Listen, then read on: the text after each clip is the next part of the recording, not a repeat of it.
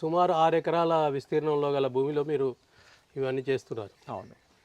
ఒక half acre అనుకోండి, అంతకు తక్కువ అనుకోండి.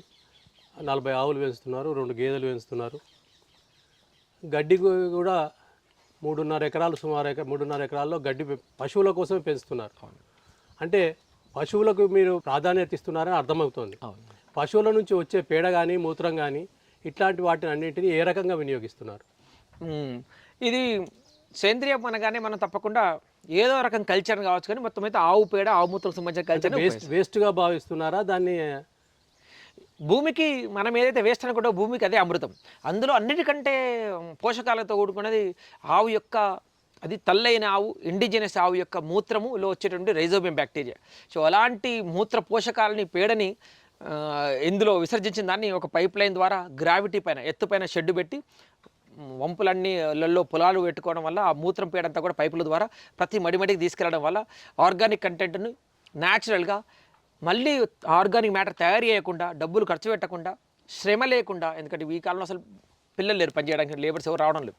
సో ఇలాంటి దానికి న్యాచురల్గా జరిగే ప్రక్రియ ద్వారా ఈ మూత్రం పేడని ప్రతి భూమి ఏరియాకి సెంటుకి తీసుకెళ్లడం వల్ల సేంద్రియంగా ఇది జరుగుతుంది సహజంగా. మీరు రకరకాల ప్రయోగాలు కూడా చేస్తున్నారు. అవును. ఒక పాల నుంచి ఉత్పత్తి చేసే వెన్న తయారు చేస్తున్నారు, మరియు పాలు విక్రయించడానికి వేరే పద్ధతులు అవలంబిస్తున్నారు.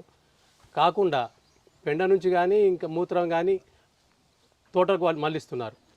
అంటే గడ్డికి కానీ ఇతర పండ్ల తోటలకు కానీ మళ్ళిస్తున్నారు.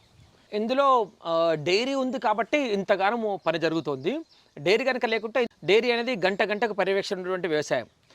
పండ్ల చెట్లు, మిగతా వ్యవసాయాలు ఒక రోజు కూడా బ్రేక్ ఇవ్వచ్చు. ఇందులో కూడా అంతా ఆటోమేషన్ చేశాం కాబట్టి చాప్ కటింగ్ కానీ, క్లీనింగ్ కానీ, మిల్కింగ్ కానీ, వీడింగ్ కానీ అంతా కూడా ఆటోమేషన్ చేశాం కాబట్టి చాలా తగ్గింది. ఆ ముగ్గురు పిల్లలు కూడా మార్నింగ్ టైంలోనే దీనిపైన ఎక్కువ కేంద్రీకరిస్తారు. మిగతా టైంలో పండ్ల తోటలకి, కూరగాయలకి, నెయ్యి చేయడానికి, ఆవు పేడతోటి పిడికలు చేయడానికి, గోకుపామృతం చేయడానికి, మిగతా పనులకు మనకు